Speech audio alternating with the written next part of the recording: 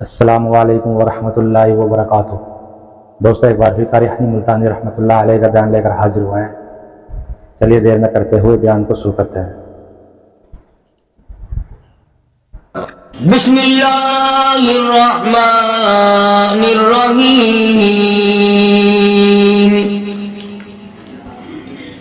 فَإِنْ آمَنُوا بِمِثْلِ مَا آمَنْتُمْ بِهِ فَقَدِ اهْتَدَوْا وَإِنْ تَوَلَّوْا فَإِنَّمَا هُمْ فِي شِقَاقٍ فَسَيَكْفِيكَهُمُ اللَّهُ وَهُوَ السَّمِيعُ الْعَلِيمُ۔ صبغة الله ومن أحسن من الله صبغة ونحن له عابدون۔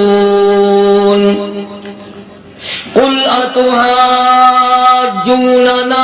في الله وهو ربنا وربكم ولنا أعمالنا ولكم أعمالكم وَنَحْنُ لَهُ مُخْلِصُونَ۔ سبحان اللہ۔ صدق اللہ مولانا العلی العظیم وبلغنا رسولہ النبی الکریم وَنَحْنُ عَلَى ذَلِكَ لَمِنَ الشَّاهِدِينَ وَالشَّاكِرِينَ وَالْحَمْدُ لِلَّهِ رَبِّ الْعَالَمِينَ۔ اللهم صل على محمد وعلى آل محمد كما صليت على إبراهيم وعلى آل إبراهيم إنك حميد مجيد۔ اللهم بارك على محمد وعلى آل محمد كما باركت على إبراهيم وعلى آل إبراهيم إنك حميد مجيد۔ جمعے میں شہنشاہ کائنات مفخر موجودات سید المرسلین حضرت محمد کریم صلی اللہ علیہ وسلم کا آخری وقت وفات رسول عرض کیا تھا۔ اس ضمن میں میں نے یہ بات سمجھانے کی کوشش کی تھی کہ صحابہ کرام رضوان اللہ تعالی علیہ مجمعین کی جماعت کو کتنا بڑا دھچکا لگا، کتنا بڑا دکھ پہنچا، کتنی بڑی تکلیف پہنچی کہ اس ذات کو قبر میں جاتے دیکھا جس کے دیدار کے لیے سب کچھ اپنا ختم کر دیا تھا۔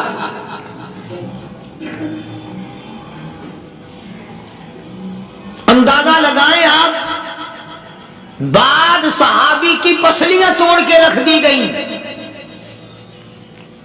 اور جب اس کو کہا گیا کہ تھوڑا سا پانی پی لے، کہتا نہیں، جب تک میں آقا کا دیدار نہ کر لوں ایک گھونٹ پانی کا نہیں پی سکتا۔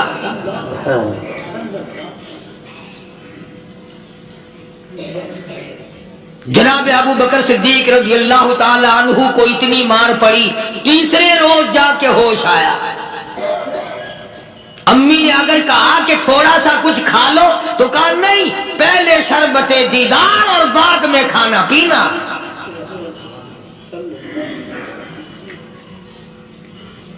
بے شمار صحابہ اکرام ہیں، اس لیے کہتا ہوں اندازہ لگا مدینہ منورہ میں کیا حال بنا ہوگا۔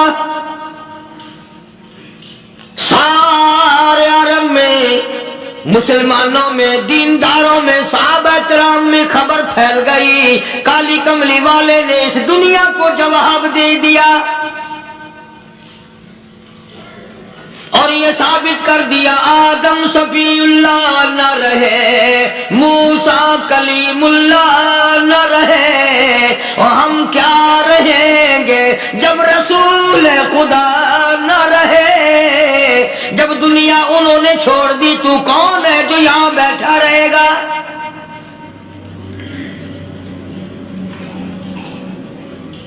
سیدنا فاروق اعظم رضی اللہ تعالیٰ عنہ جیسے بہادر فرمانے لگے جو یوں کہے گا میرے نبی فوت ہو گئے میں اس کی گردن اتار ماروں گا، میرا نبی فوت نہیں ہو سکتا، میرا نبی دنیا سے نہیں جا سکتا، میرا نبی ہمیشہ ہمیشہ کے لیے رہے گا۔ لیکن جناب ابو بکر صدیق نے قرآن کریم کی آیت سنا کر کے سمجھایا، فرمایا وما محمد الا رسول قد خلت من قبلہ الرسل۔ ہر نبی آئے رخصت ہو گئے، ہر نبی آئے رخصت ہو گئے، دنیا نہ پائیدار جگہ ہے، عارضی زندگی، مستعار زندگی، نہ پائیدار زندگی، فانی زندگی ہر کوئی لے کے آتا ہے، جب جانے لگتا ہے تو پتہ بھی نہیں چلتا۔ اس لیے مجذوب کہتا کہ سونے چاندی کی چمک بس دیکھنے کی بات ہے، سونے چاندی کی چمک بس دیکھنے کی بات ہے، اور 4 دن کی چاندنی پھر اندھیری رات ہے، قبر میں ہمیشہ اندھیرا رہے گا۔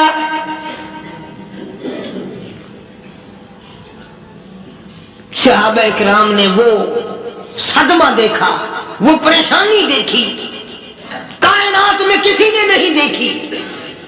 کسی نے بیوی کے مرنے کا صدمہ اٹھایا ہوگا، کسی نے جوان بیٹے کی موت کا صدمہ دیکھا ہوگا، کسی نے امی کے مرنے کا صدمہ دیکھا ہوگا، کسی نے ابا کے مرنے کا صدمہ دیکھا ہوگا۔ خدا کی قسم بلال سے جا کے پوچھو جب کالی کملی والے کا تجھے دیدار نہ ملا تیرا کیا حال بنا۔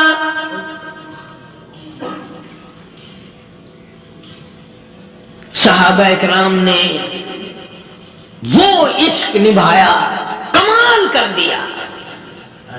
بڑے سے بڑی مصیبت آئی، اسلام کا سودا نہیں، ایمان کا سودا نہیں، دنیا کی طرف آئے ہی نہیں۔ کون ان حضرات کا مقابلہ کرے گا؟ لا الہ۔ کئی لوگ کہہ دیتے جی صحابہ انسان تھے، ان سے بھی غلطی ہو، میں ٹھیک ہے، میں کہتا ہوں تھے تو انسان، پر یہ دیکھو شاگرد کس کے ہیں۔ صحابہ ہے تو انسان، پر یہ اندازہ لگاؤ مرید کس کے ہیں۔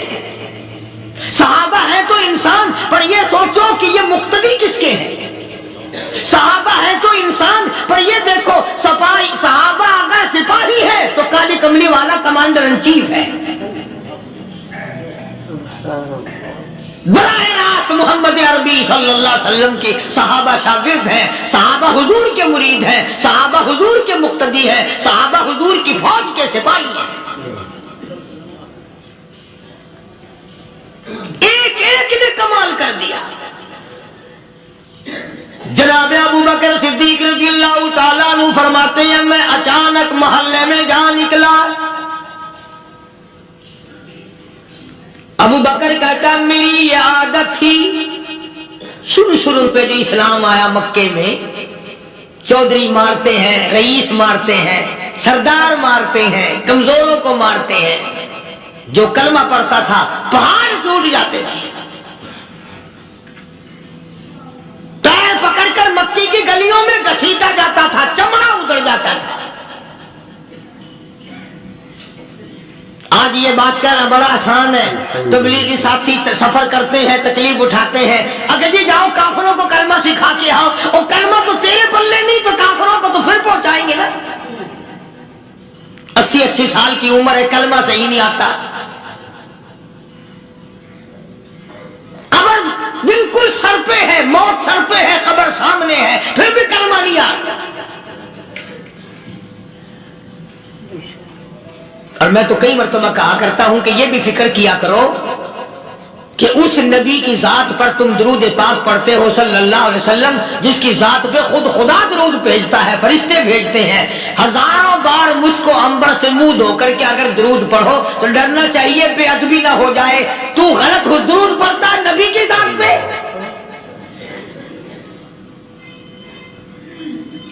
اور اس کو صحیح کرنے کا فکر نہیں رکھتا۔ چنانچہ ابو بکر صدیق رضی اللہ تعالیٰ عنہ چکر لگاتے لگاتے ایک محلے میں جا نکلے، وہاں جا کے دیکھا ایک نوجوان ہے، غریب صحابی، نادار صحابی، مفلس صحابی، کافر پانی کملی والے صلی اللہ علیہ وسلم کا کلمہ پڑھتا ہے، کافروں نے پکڑ کر گرم گرم ریت پہ اونڈا کر کے لٹایا ہوا ہے، اور کئی کافر اس صحابی کی کمر پہ چڑھ کر لتاڑ رہے ہیں، اس کی کمر پہ چڑھے ہوئے ہیں۔ جناب ابو بکر صدیق رضی اللہ تعالیٰ عنہ فرماتے ہیں میں نے دور سے دیکھا، میں سمجھ گیا کوئی غریب آدمی ہے۔ جب میں قریب گیا، فرماتے ہیں میری آنکھ نے دیکھا ابو فقیہ صحابی، میں نے پہچان لیا۔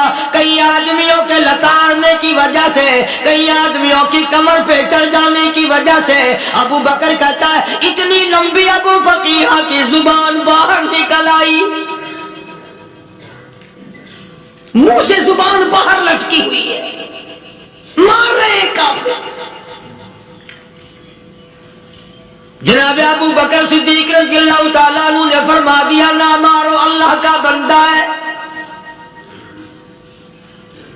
وہ کہنے لگے بندہ تو اللہ کا ہوگا، غلام ہمارا، اور کلمہ اس نبی کا پڑھتا ہے،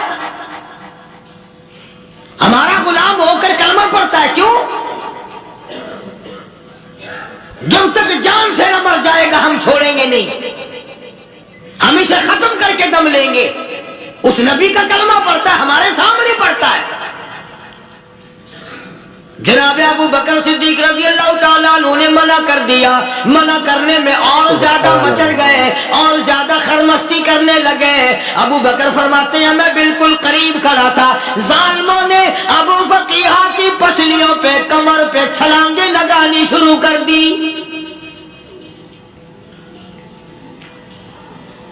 جناب صدیق اکبر رضی اللہ تعالیٰ عنہ فرماتے ہیں میں بالکل قریب کھڑا تھا، جب انہوں نے چھلانگیں لگائی، صحابی بے نوا اور مفلس غریب صحابی کی کمر پہ، اچانک میرے کانوں میں کڑاک کڑاک کر کے پسلیاں ٹوٹنے کی آواز آنے لگی۔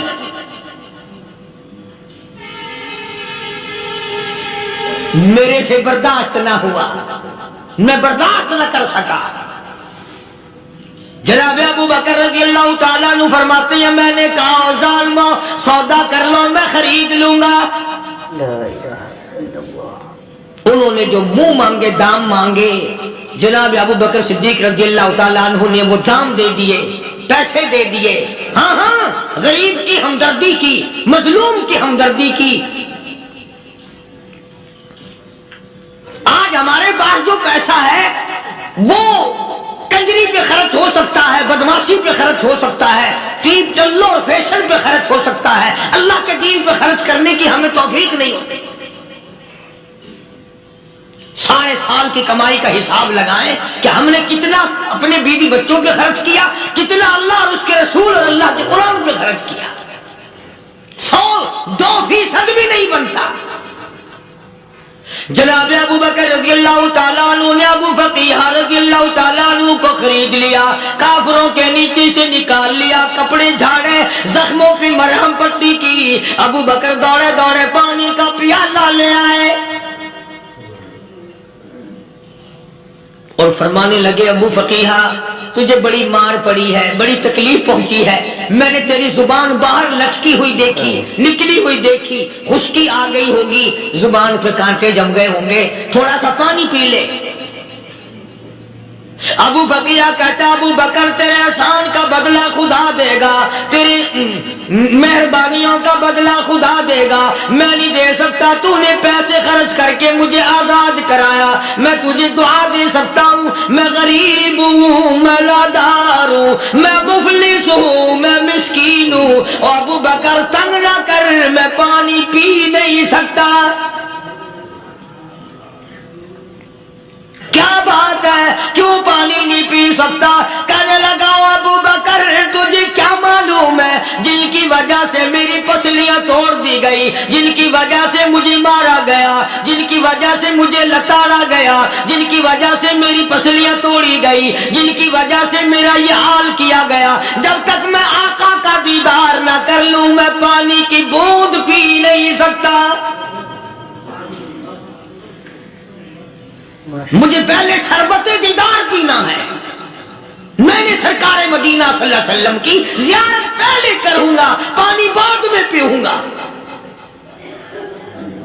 او ابو بقیہ تجھے تو بڑی سخت مار پڑی ہے, تجھے تو بڑی تکلیف پہنچائی گئی ہے, میں تجھے حضور کے دربار میں لے کے چلوں گا, تو پانی تو پی لے. کہتا کوئی مجنون بتاتا ہے, کوئی کہتا ہے دیوانہ, کوئی مجنون بتاتا ہے, کوئی کہتا ہے دیوانہ, یہ تو مرض عشق احمد کا ہوا بیمار میں بھی ہوں. ابو بکر تجھے کیا معلوم ہے, مجھے عشق لگا ہوا ہے, مجھے سوز و گداز لگی ہوئی ہے, میں اپنے دل میں کسی کو بسائے بیٹھا ہوں, جب تک اس آقا کا دیدار نہ کر لوں مجھے چین نہیں آئے گا.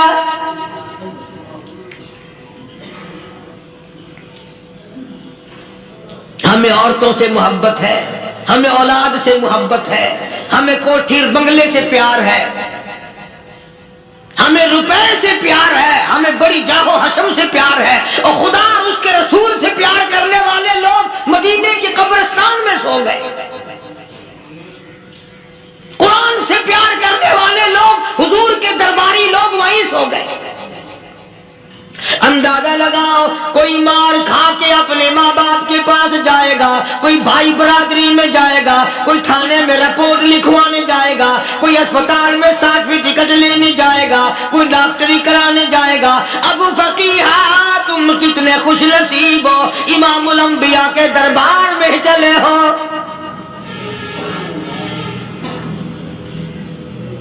حضور اکرم سب کا جو صلی اللہ علیہ وسلم کے دربار میں ابو فقیہ کو لایا جا رہا ہے.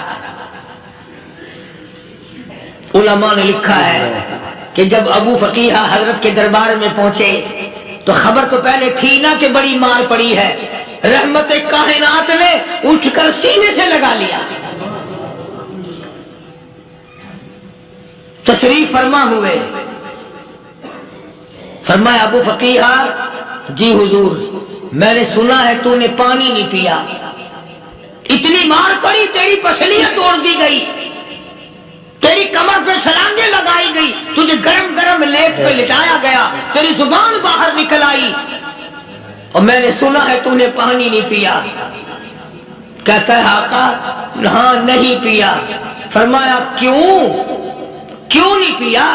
کہتا ہے آقا میں اس وقت پانی پیتا, میرے منہ میں صرف پانی جاتا, اب پیوں گا ہاتھ تیرا ہوگا, منہ میرا ہوگا, پانی میرے منہ میں جائے گا, مجھے حوض کوثر کا مزہ یہی آ جائے گا,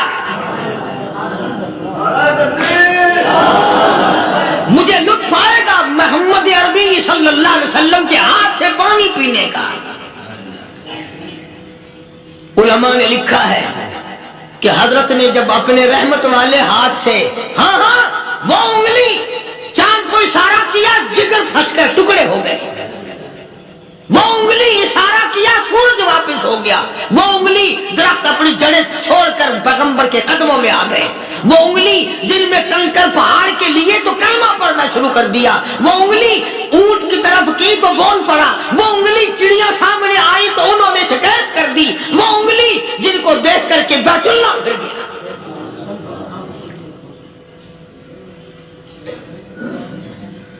مدنی کریم صلی اللہ علیہ وسلم نے یوں پانی کا پیالہ اٹھایا, ابو فقیہ نے پیالہ پکڑنے کے لیے یوں آگے کو ہاتھ کیا, فرمایا اب وہی بات ہوگی, ہاتھ میرا ہوگا منہ تیرا ہوگا, میں اپنے ہاتھ سے پلاؤں گا. ابو فقیہ کو پانی پلا دیا, اور پانی پلانے کے بعد پوچھا اب تیرا کیا حال ہے, اب حال کیا ہے؟ کہتا آقا تیرے چہرے پہ فدا شمس و قمر, تیرے چہرے پہ فدا شمس و قمر, تیری زلفوں پہ تصدق شام و سحر, تیرے چہرے پہ فدا شمس و قمر, تیری زلفوں پہ تصدق شام و سحر, رخسار پہ ٹھہرے کس کی نظر, تیری باقی ادا کا کیا کہنا, اور کالی کملی والے تیری زیارت ہوئی سارے دکھ بھول گیا. میرے سارے غم ٹل گئے، میرے سارے دکھ دور ہو گئے، میری ساری پریشانی دور ہو گئی، اور میں تو اب مزے میں ہوں۔ جناب ابو بکر صدیق رضی اللہ تعالیٰ عنہ نے مال خرچ کیا، صحابہ کرام کی جانیں بچائیں۔ قیامت کا دن ہوگا، ساری کائنات کی پیشی ہوگی، اللہ پاک پوچھے گا تو دنیا میں کیا کرتا تھا؟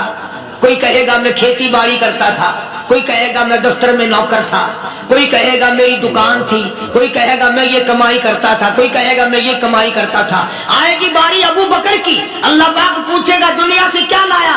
ابو بقیہ، حضرت بلال، حضرت نادیہ، حضرت زنیرہ اور کتنے صحابہ کرام کی جماعت کو پکڑ کر اللہ کے عدالت میں کھڑا کر کے ابو بکر کہے گا الہی صدیق کی کمائی تیرے سامنے موجود ہے۔ مبارک ہے یہ لوگ کہ ان حضرات نے محض اللہ اور اس کے رسول کریم صلی اللہ علیہ وسلم کو راضی کرنے کے لیے اپنا سب کچھ قربان کر دیا، اور خود رسول کریم صلی اللہ علیہ وسلم نے ان کو ایسی تعلیم دی، ایسے اخلاق دیے کہ حد ہو گئی۔ دربار رسالت ہے، ایک کافر مسافر آتا ہے بھی کافر، ہے بھی مسافر، ہے بھی معمر، برا آدمی ہے۔ کبھی کبھی سوچتا ہوں کہ اس زمانے کے تو کافروں میں بھی کوئی خوبی ہوا کرتی تھی، منافقت تو نہیں تھی نا، منافقت نہیں تھی، چال بازی نہیں کرتے تھے، ہیرا پھیری نہیں کرتے تھے۔ سبحان وہ برا مسافر کافر سرکار دو عالم صلی اللہ علیہ وسلم کے دربار میں آیا، آ کے کہنے لگا نبی اللہ میں بوڑھا ہوں، مسافر ہوں بھی تیرا تیرے خدا کا منکر، پر میں سوال کرتا ہوں کوئی سواری دو، میرا گھر بڑا دور ہے، میں اس پر سوار ہو کر اپنے گھر پہنچ جاؤں۔ حالانکہ مسلمانوں کے پاس سواریاں کہاں تھی، خود تنگی میں تھے، وطن چھوڑ کے آئے، قربانیاں دے کے آئے، پتے چباتے ہوئے آئے، پانی پورا رج کے پینے کے لیے پانی نہیں ملتا، اور حضور کریم صلی اللہ علیہ وسلم کو پتا تھا کہ یہ سوال کرنے والا ہمارے عقیدے کا نہیں۔ رحمت کائنات کا دریائے کرم جو اس میں آیا، صحابہ کرام کی طرف خطاب کر کے فرمایا کون ہے جو آج میں محمد الرسول اللہ صلی اللہ علیہ وسلم کو سواری دے؟ کون ہے جو آج مجھے سواری دے؟ میں جنت میں اعلیٰ درجے کی سواری کا وعدہ کرتا ہوں۔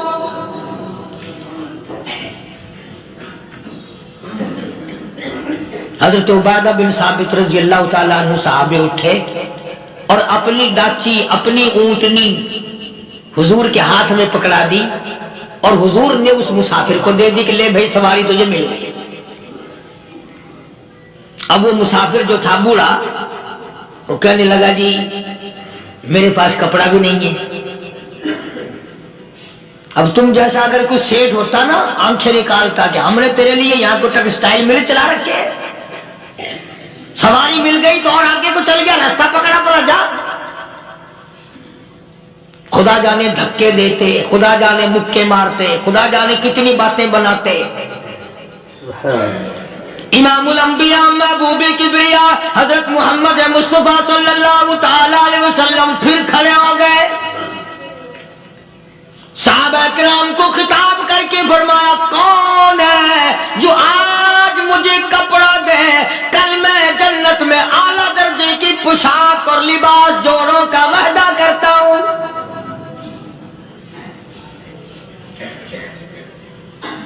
ایک صحابی نے اپنا کپڑا اتار کر حضور کے ہاتھ میں دے دیا صلی اللہ علیہ وسلم، یعنی ان کو کتنا یقین ہے حضور کی زبان پہ۔ سودا جنت کا ہو رہا ہے، زبان ہے کالی کملی والے کی، سودا ہو رہا ہے جنت کا۔ اور آج تمہیں سارا قرآن سنا دو، اس سنانے والے کا بھی ڈھلا تے سننے والا، مولوی کہتے رہتے ہیں یار کوئی بات نہیں، جنت کس نے دیکھی ہے؟ صحابہ کرام میں سے کسی نے کپڑا دے دیا، حضور کریم صلی اللہ علیہ وسلم نے کپڑا لیا اور اس مسافر کو دے دیا کہ لے بھی کپڑا بھی مل گیا. ہے بھی کافر، اپنے عقیدے کا نہیں، اپنے قبیلے کا نہیں، اپنے خاندان کا نہیں. اب وہ کہنے لگا کہ نبی اللہ مجھے بھوک بھی لگی ہے، میں نے روٹی بھی کھانی ہے. مدنی کریم صلی اللہ تعالی علیہ وسلم پھر کھڑے ہو گئے اور صحابہ کرام کو خطاب کر کے فرمایا کون ہے جو مجھے آج کھانا دے، روٹی دے، کل میں جنت میں اعلیٰ درجے کے کھانے کا وعدہ کرتا ہوں.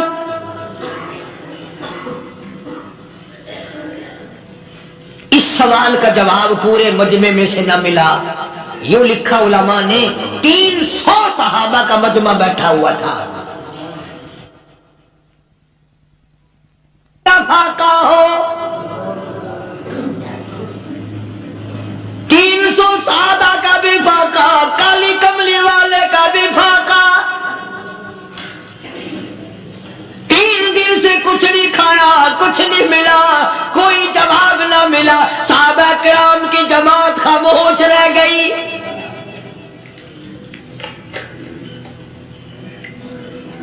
سلمان فارسی رضی اللہ تعالیٰ عنہ اٹھے اور اس مسافر کا ہاتھ پکڑا اور کہنے لگا میں تجھے ایسے دروازے پہ لے کے چلوں گا جہاں سے کچھ نہ کچھ کھانے کے لیے مل جائے گا. آیا ہے سلمان فارسی مسافر کو لے کر خاتون جنت سیدہ فاطمہ الزہرا رضی اللہ تعالیٰ عنہ کے دروازے پہ اور آواز لگائی یا اہل بیت رسول اللہ انطعموا فی سبیل اللہ.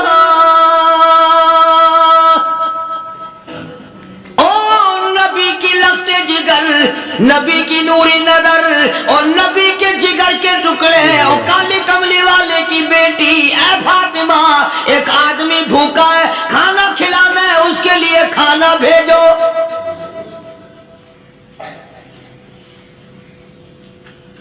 اندر سے آواز آتی ہے اور رونے کیسی آواز میں جواب ملا.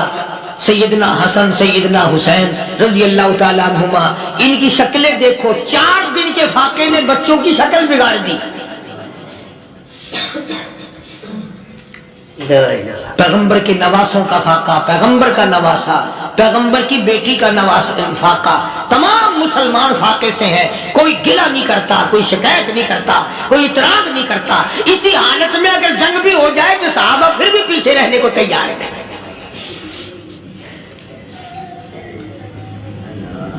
جب اندر سے یہ جواب ملا کہ تمہارا تو 3 دن کا فاقہ ہے، فاطمہ کہتی ہے میرا اور میرے بچوں کا 4 دن کا فاقہ ہے. تو سلمان فارسی اس مسافر کو لے کے واپس ہونے لگا. اندر سے آواز آتی ہے خالی نہ جاؤ، میرے سر کی چادر لے جاؤ، یہ لے جا کر یہودی کے پاس گروی رکھ دو، گہنا رکھ دو، غلہ لے آؤ، میں پیس پکا کے کھلا کے بھیجوں گی.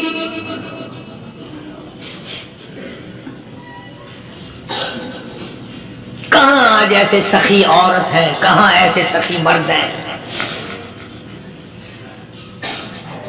مسافر کو کون کھلائے، دین پر خرچ کون کرے. کسی طالب علموں کو، آپ میں سے اکثریت ایسے لوگوں کی ہے جنہوں نے ساری عمر میں، سارے سال میں کبھی ایک قرآن پڑھنے والے طالب علم کو روٹی نہیں کھلائی، اور پھر یہ کبھی نہیں سوچا کہ میں آخر کما رہا ہوں تو کیا کر رہا ہوں. بس شیطان یوں کہہ دیتا ہے یہ تو بڑے بڑے امیروں کا کام ہے، تو غریب آدمی ہے، تیرے بس کا یہ کہاں کام ہے. یہ تو بڑے بڑے امیروں کا کام ہے طالب علموں کو، مسافروں کو کھانا کھلانا. کل قیامت میں اگر اللہ نے یہ فرما دیا کہ جنت تو میں نے امیروں کے لیے بنائی ہے، تو مزدور ابھاگ یہاں سے پھر کیا بنے گا. مولانا مظفر حسین صاحب کاندھلی سبقت رحمت اللہ علیہ، بہت بڑے بزرگ گزرے ہیں، ہمارے اکابر میں سے ہیں. کاندھلا ایک قصبہ ہے جس نے بڑے بڑے ولی پیدا کیے ہیں.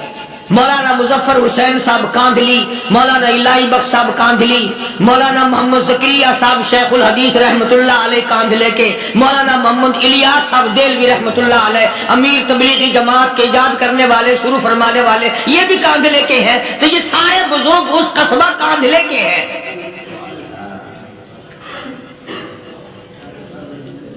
تو مولانا مظفر حسین پانی پت سے پیدل چل دیے اپنے کاندھلے کرانے کی طرف۔ راستے میں ایک بستی آئی، شام ہو گئی تو حضرت نے وہیں قیام کر لیا، ٹھہر گئے، عصر کی نماز پڑھی، مغرب کی نماز پڑھی، مسجد میں صفائی کی، اذان دی، کوئی ایک آدھ آدمی آیا تو جماعت کر لی۔ وہ جو آدمی آیا اس نے پوچھا مولانا آپ مسافر ہیں کہ جی ہاں، کہ رات کو یہی رہو گے کہ جی حضور۔ وہ آدمی 3 روٹیاں لے کر آیا اور مولانا نے وہ تینوں روٹیاں کھا لی اور سو گئے۔ تو مولانا فرماتے ہیں کہ مجھے اس رات میں حضور اکرم صلی اللہ علیہ وسلم کا 3 مرتبہ دیدار مل گیا، 3 مرتبہ حضور کی مجھے زیارت ملی۔ مولانا فرماتے ہیں میں تو اگلے دن بھی وہاں ٹھہر گیا کہ یہ جگہ چھوڑنے کی ہے، جہاں اتنی بڑی دولت ملے یہاں تو ساری عمر پڑا رہے آدمی۔ تو حضرت فرماتے ہیں کہ اگلے دن وہی مسافر، مولانا مسافر ہیں، وہی آدمی ہے، 2 روٹیاں لے کر آیا اور مولانا فرماتے ہیں میں نے 2 روٹیاں کھا لی تو اس رات کو مجھے 2 مرتبہ حضور صلی اللہ علیہ وسلم کا دیدار ملا۔ میں تیسرے دن بھی وہیں ٹھہر گیا،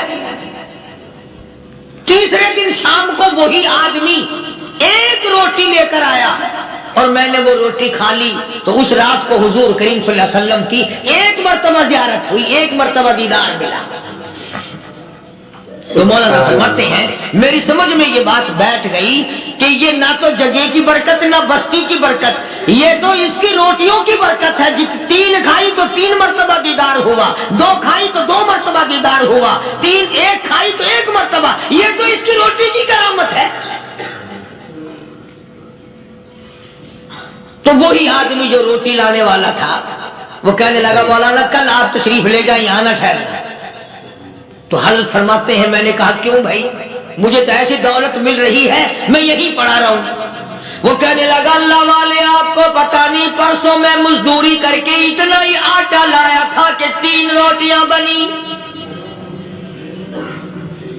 اتنا ہی آٹا بنا تھا، 3 روٹیاں بنی، میں اپنے نام کی روٹی اٹھا کے چل دیا۔ میری بیوی نے پوچھا کہاں؟ میں نے بتایا مسجد میں ایک اللہ والا مسافر ہے۔ وہ کہنے لگی میں بھی فاقہ کر لوں گی، میرے نام کی روٹی بھی اس مسافر کے لیے لے جا۔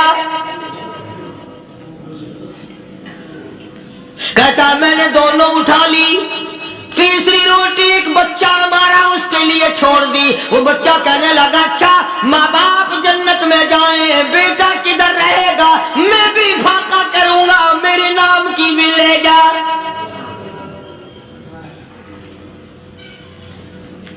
میں نے 3 روٹیاں لا دی اور اگلے دن جو میں نے مزدوری کی اس کی 3 روٹیاں بنی، بچے کی حالت خراب ہو گئی تھی، اس کو دے آیا۔ ہم نے میاں بیوی نے چوتھے دن بھی فاقہ کر لیا اور آج بیوی کی حالت بھی خراب ہو گئی تھی، آج صرف اپنی لایا ہوں۔ مولانا اس لیے عرض کر دیا کبھی کل میرا پیر نہ پھسل جائے، ایسا نہ ہو میرا قدم ڈگمگا جائے، ایسا نہ ہو بھوک کا مارا میں کچھ اور کر بیٹھوں، اس لیے عرض کر دیا کل آپ تشریف لے آئیں۔ عرض میں یہ کر رہا تھا کہ کسی زمانے میں دوسرے کی خیر خواہی کے لیے لوگ سب کچھ کر گزرتے تھے۔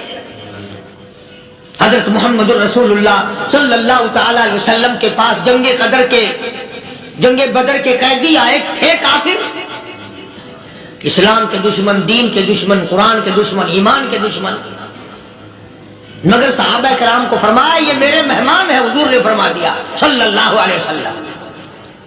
ایک صحابی جو ایک مہمان کو لے گیا، حضور کے مہمان کو، تھے جنگی قیدی۔ علماء کرام نے لکھا صحابی کے گھر میں کھانا تھوڑا تھا، اس کافر کو تو کھانا دے دیا، آپ بیٹھ کر درخت کے پتے چبا لیے۔ دوسرا دن آیا، پھر ایسا ہی کیا، اس حضور کے مہمان جنگ بدر کے قیدی کافر کو کھانا کھلایا، خود درخت کے پتے چبا لیے۔ تیسرا دن آیا، وہ جنگی کافر کہنے لگا، قیدی کہنے لگا، آج پہلے کلمہ پڑھا پھر روٹی کھلا، میں پہلے مسلمان بنتا ہوں اس کے بعد میں کھانا کھاؤں گا۔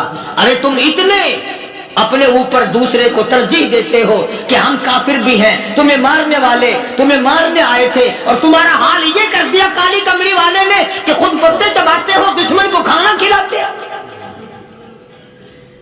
خود درختوں کے پتے چبا رہے ہو۔ محمد صلی اللہ علیہ وسلم نے تمہیں اتنا اونچا بنا دیا، نگاہ نبوت نے تمہیں ایسا رنگ دیا، اور نبی کے دروازے نے تمہیں وہ دیا کہ قیامت آ سکتی ہے مگر صحابہ تمہاری دولت نہیں چھین سکتے۔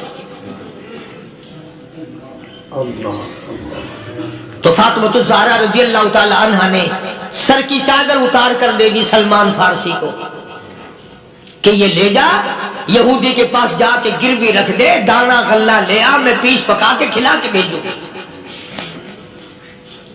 سلمان فارسی کہتے ہیں رضی اللہ تعالی عنہ کہ ہم چادر لے کر کے یہودی کے پاس گئے اور یہودی کو سارا قصہ بتایا۔ اس یہودی نے چادر لے کر رکھ لی اور غلہ تولنے لگا دینے کے لیے، تو رو رہا تھا۔ ہم نے پوچھا تجھے کیا ہوا، تو کیوں رویا؟ کہنے لگا مسلمانوں، ہماری توریت میں واقعہ موجود ہے، قصہ موجود ہے، آخر الزمان پیغمبر صلی اللہ علیہ وسلم کی بیٹی کی دروازے پہ ایک بھوکا کافر مسافر آئے گا، اس کا پیٹ بھرنے کے لیے نبی کی بیٹی اپنی چادر اتار کر گروی رکھ دے گی، یہودی کے پاس غلہ منگوا کے کھانا کھلائے گی۔ آج توریت کی بات سچی ہو گئی، چادر آئی رکھی ہے، میں وہ یہودی ہوں۔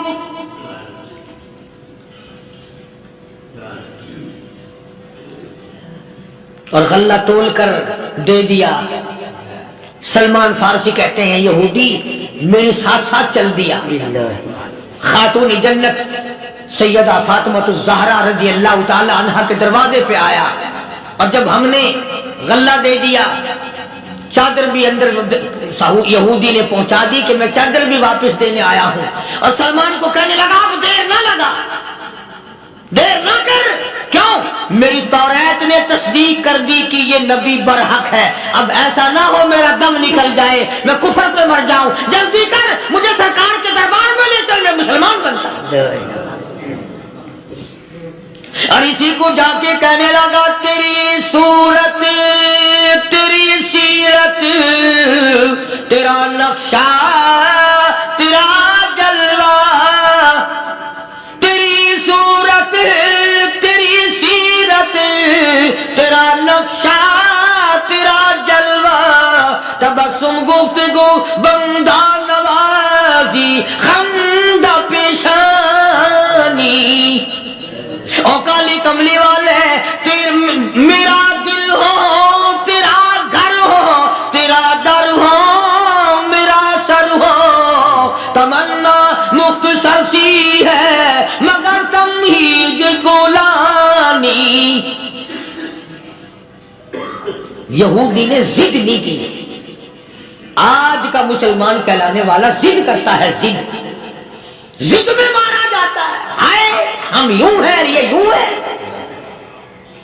وہ یہودی اچھا نکلا، ذرا سی بات اس کے سامنے آئی فوراً سمجھ گیا، سرکار کے دربار میں جا کر غلامی قبول کر لی۔ بے شمار صحابہ کرام ہیں جنہوں نے اللہ کی راہ میں وہ دکھ اٹھائے، وہ پریشانیاں جھیلی۔ اللہ غنی، مکہ مکرمہ میں سیدنا ابو جندل رضی اللہ تعالی عنہ صحابی ہے، ایمان قبول کر لیا، کلمہ پڑھ بیٹھا، بس کافروں کے لیے مشغلہ بن گیا، تماشا بن گیا، روزانہ مارتے ہیں۔ اندازہ لگاؤ مسلمانوں، ملتان کے رہنے والوں، سارا مکہ مارنے والا ایک ابو جندل مار کھانے والا۔ لڑکے مارتے ہیں، جوان مارتے ہیں، بوڑھے مارتے ہیں، پیر پکڑ کر مکے کی گلیوں میں گھسیٹے گھسیٹے پھرتے ہیں۔ رحمت کائنات حضرت محمد رسول اللہ صلی اللہ تعالی علیہ وسلم عمرے کے لیے تشریف لائے ہیں، کفار مکہ نے روک دیے۔ حدیبیہ میں مکے سے 6 میل پر حضور صلی اللہ علیہ وسلم تشریف فرما ہے، صحابہ کرام کی فوج ہے، لشکر ہے، سرکار دو عالم ہے صلی اللہ علیہ وسلم۔ ذرا توجہ کرنا، کلیجے پہ ہاتھ رکھ کے ابو جندل کے پیروں میں بیڑیاں ڈال رکھی ہیں، چلا نہ جائے، مدینے نہ بھاگ جائے، کھسک نہ جائے، نکل نہ جائے۔ ابو جندل یہ آس لگا کر، یہ آرزو لگا کر مدینے کی طرف چلا جاؤں گا، مسلمان قریب آئے ہوئے ان میں شامل ہو جاؤں گا، میں بھی آزادی سے نماز پڑھوں گا، کالی کملی والے کا دیدار کیا کروں گا، میرے مصیبتوں کے دن ختم ہو جائیں گے، میری تکلیف کے دن ختم ہو جائیں گے، میری مصیبتیں ٹل جائیں گی۔ گرتا پڑتا پہاڑوں کے اوپر سے چڑھتا اترتا بڑی مشکل سے حضور کے دربار میں پہنچا۔ آج کا بیان پسند آیا ہو تو ہمارے چینل کو سبسکرائب کریں، ویڈیو کو لائک کریں اور شیئر کریں۔ کل پھر ملتے ہیں ایک نئے بیان کے ساتھ۔ السلام علیکم ورحمۃ اللہ وبرکاتہ۔